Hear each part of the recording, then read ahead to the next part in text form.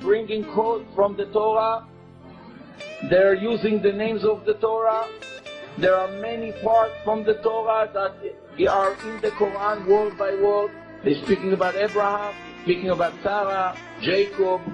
They're even speaking about King David, which is already 300 years after the Torah was given. All the sages and the prophets of the Jews are mentioned in Islam.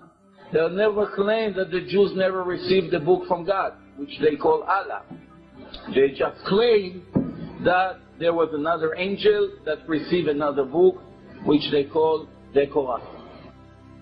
I would like to start with Islam. As I mentioned before, Islam is just a little bit less than 1400 years ago. And when we review the Quran, actually before we review the Quran, we need to know a few important details about the beginning of Islam. There was a person named Muhammad. One day he walked in the desert.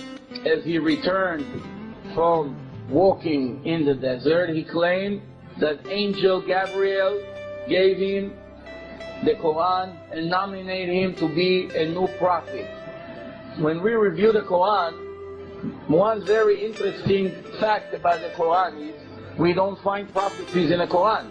A prophet is someone that gave prophecies for the far future, 1,000, 2,000, 3,000 years later. But in the Quran, we do not find any prophecy. So that's interesting why he was named the Prophet Muhammad. Second, how many witnesses did he bring that the angel really gave him the Quran? Not even one witness. As the Quran himself testified, it started with the story of one person. Every story that starts with one person, we have to agree that right away there is 50-50 chance. 50% chance that he says the truth, 50% chance that that's not exactly what happened. When we review the Quran, we find a story that Pharaoh and Hamaan sat together with their advisor, and Pharaoh was speaking to Hamaan. They were thinking, they're making all kinds of plans. That's in Surah 28, 838. That's the source. And also in 4036-37. And you can find right there that they're speaking about the tower. Pharaoh say, Hamaan, please create for me a tower that I can go all the way up to heaven to look into the eyes of God, of Moses, and all kinds of interesting things. The interesting part is that if we know history, Pharaoh lived about almost 1,000 years before Hamaan was born.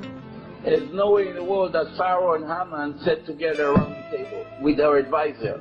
So whoever wrote that book had a mistake in the chronological order of the generations, and the story was made that Pharaoh and Hamaan sat together, which is something that is impossible. Another error that we find over there is that the wife of Pharaoh is raising Moshe.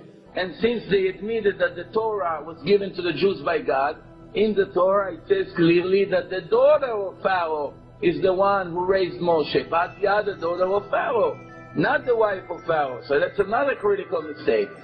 Then, as another error, mixing between Miriam, the sister of Moshe and Aaron, to Miriam, Mary, the mother of Jesus, which is 1,300 years later. There's two different Miriams, but according to the Quran, it's the same woman. That appears in Surah 19, 27 and 28, and they say clearly Miriam, the sister of Aaron.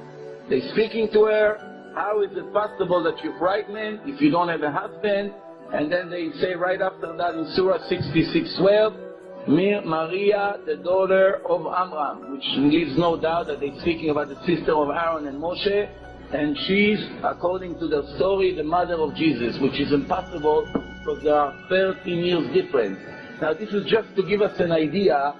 If a book is divine, we cannot find any errors in the book.